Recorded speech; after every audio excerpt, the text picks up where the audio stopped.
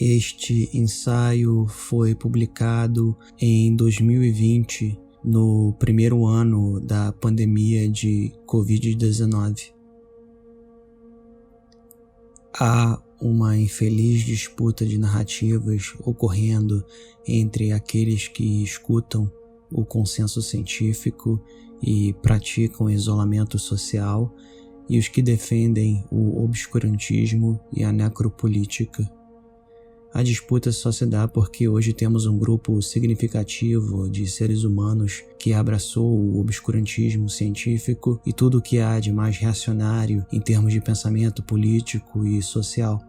Se não são loucos no sentido médico do termo, certamente agem como se fossem, colocando a própria vida e a vida de seus entes queridos em risco. Há também o caso daqueles que têm recursos suficientes para isolar a si e a seus familiares, mas pregam o fim do isolamento para os outros. Esses, além de obscurantistas, são imorais.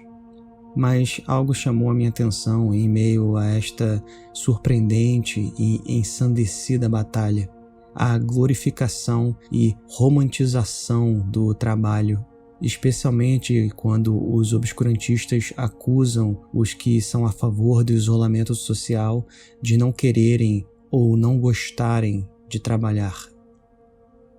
Com a pandemia de coronavírus, estamos podendo observar de forma ainda mais clara que o sistema precisa explorar a mão de obra constantemente para sobreviver.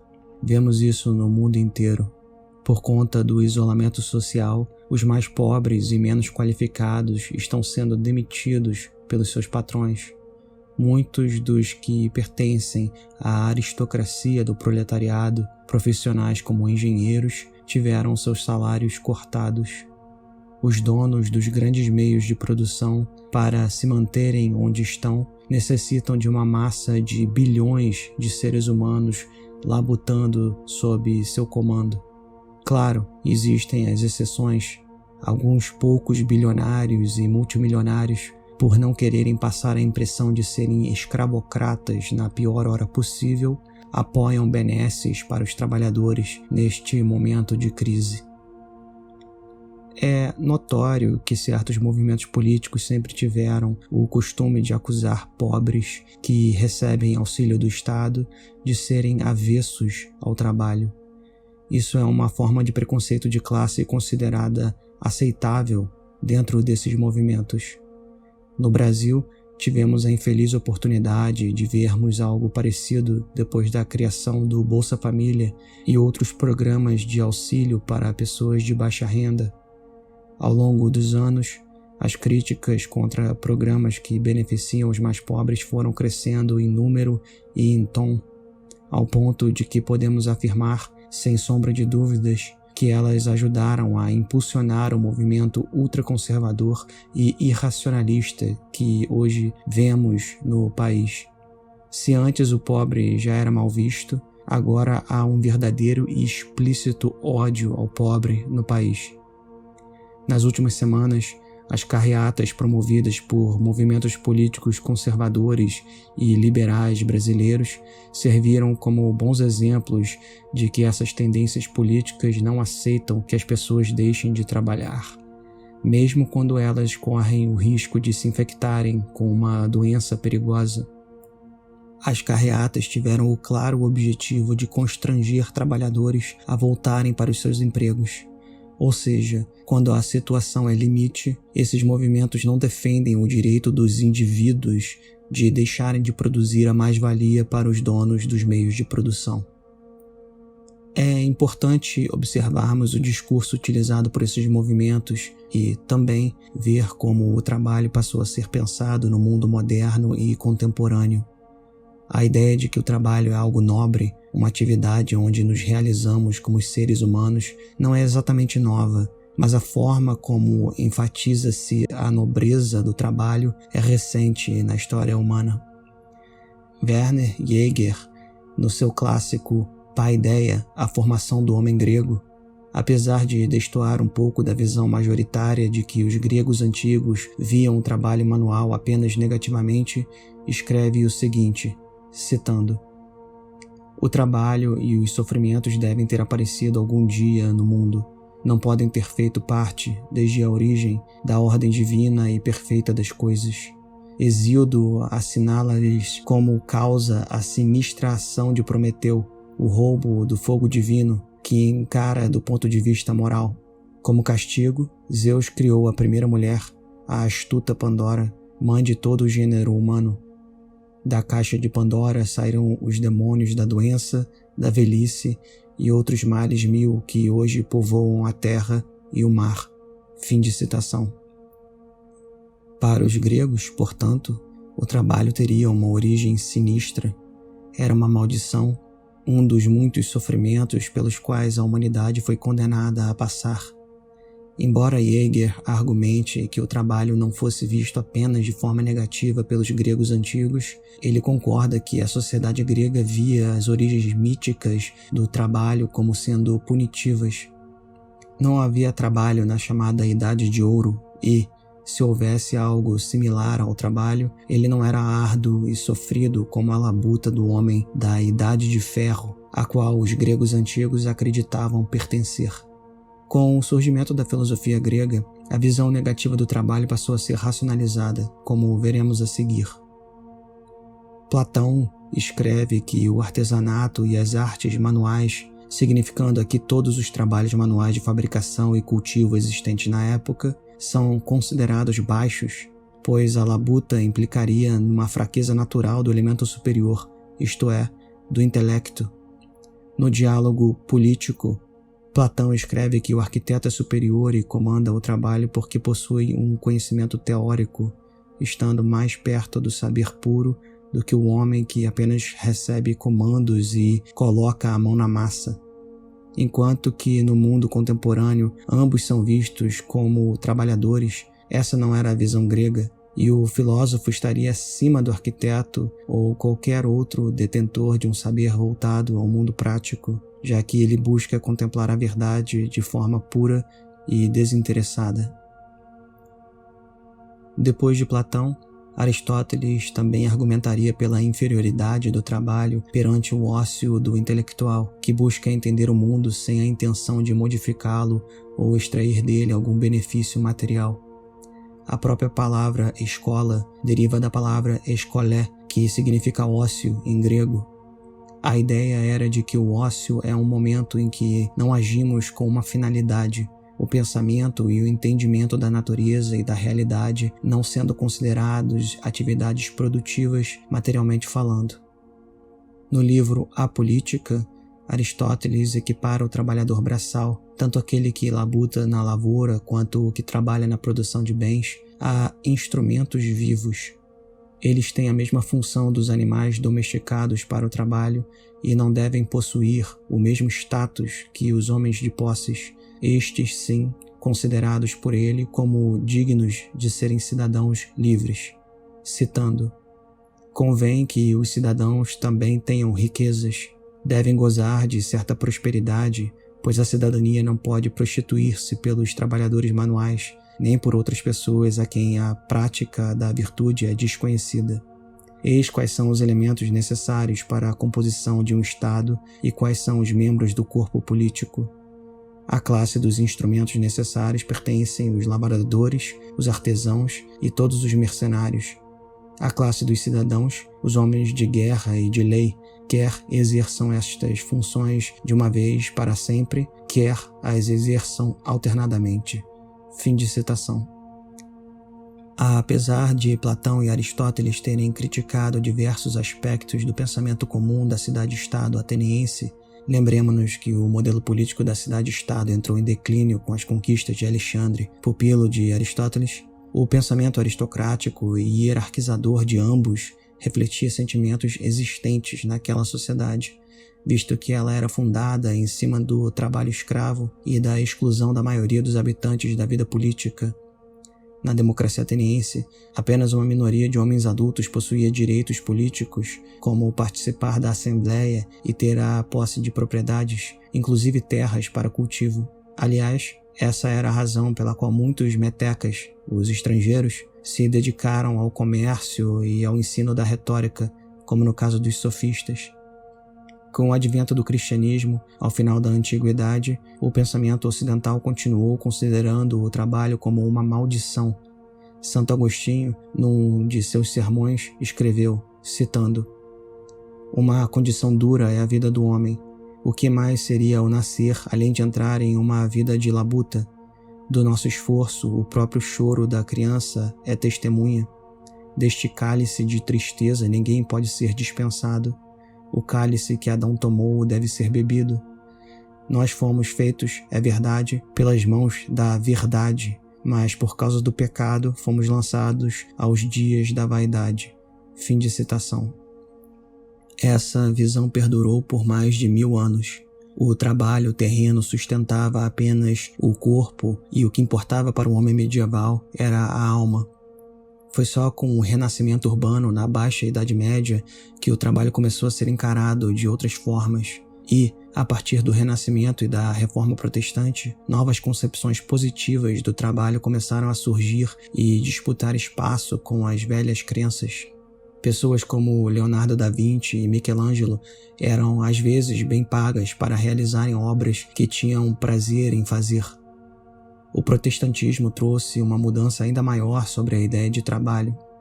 Segundo os reformadores, Deus não está apenas no trabalho realizado por padres e monges, mas em qualquer tipo de trabalho mundano, desde que tal ofício não envolvesse a prática de pecados, é claro.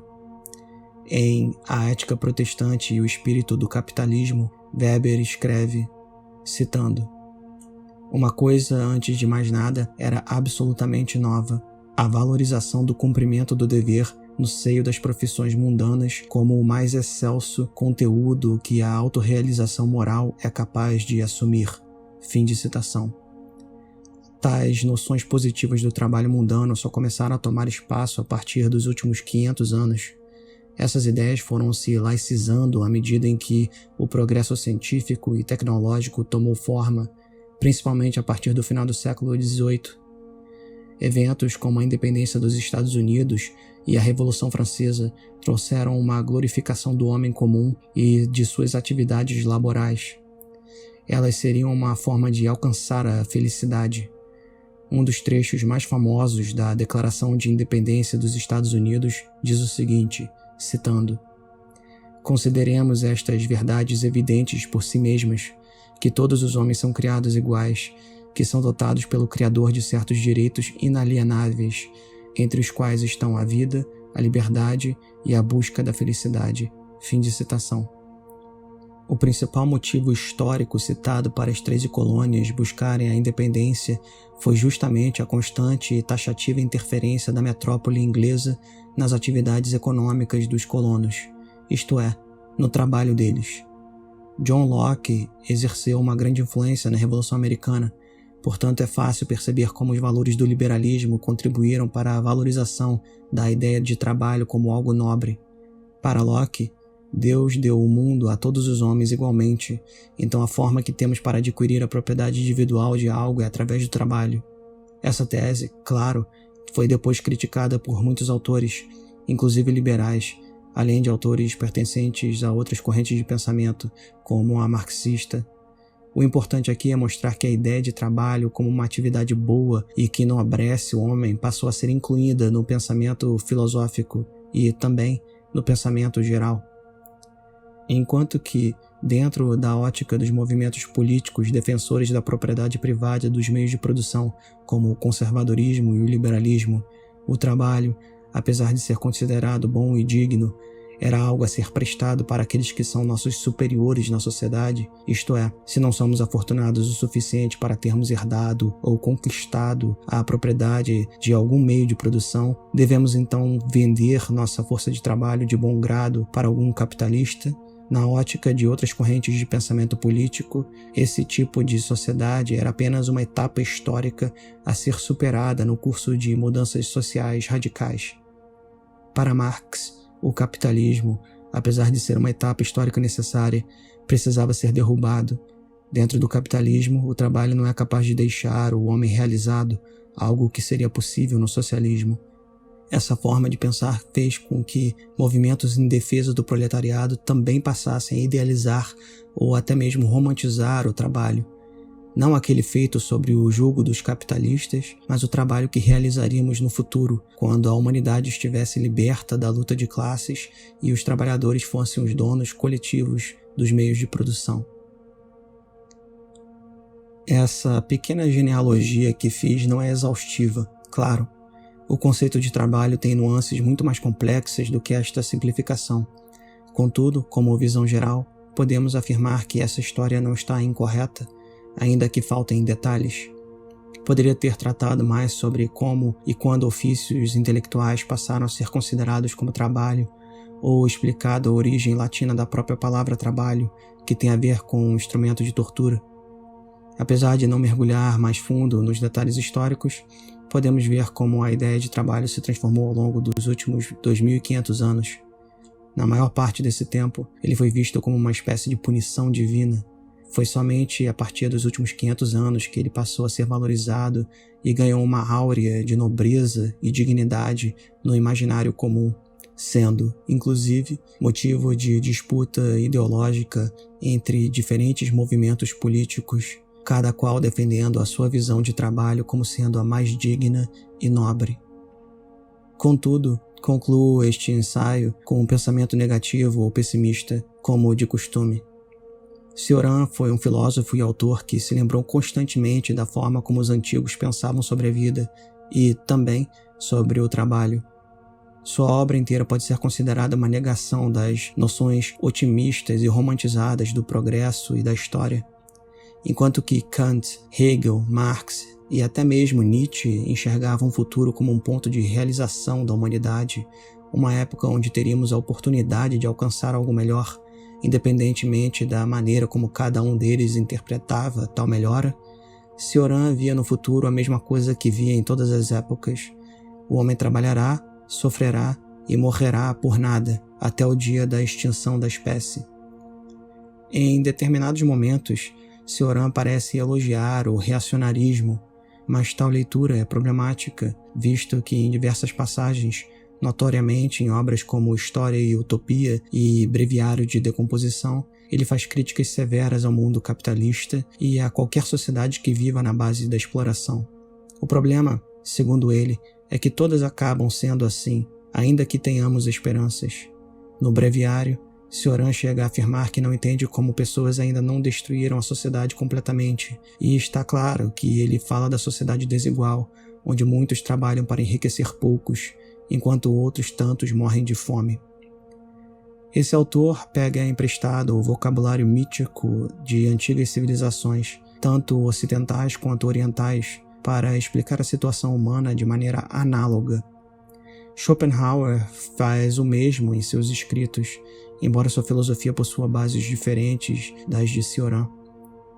O apreço pela ideia de que fomos amaldiçoados está presente em ambos os filósofos. Contudo, eles não acreditam em nenhuma maldição de fato. O uso das mitologias é apenas análogo para eles. O mundo é como se fosse uma prisão criada pelos deuses para nos punir por alguma transgressão original. Nos primórdios do tempo, teria havido um desequilíbrio universal que fez com que caíssemos no universo da matéria. Por causa deste evento, somos obrigados a labutar através do suor e das lágrimas. A realidade talvez seja ainda pior, como no caso do cético metafísico Cioran. Quando atravessamos sua linguagem poética e mística, percebemos que ele argumenta que a natureza, através de seus processos cegos e randômicos, acabou produzindo um animal que pensa e tem consciência, um animal que precisa criar ilusões para conseguir sobreviver. Todas as mitologias e religiões seriam apenas isso, ilusões que criamos para aguentarmos o tranco do nada que efetivamente somos. Pelo menos para esses autores pessimistas, a ideia do trabalho, pensada como punição divina pelos antigos e pelos medievais, estava mais próxima da realidade.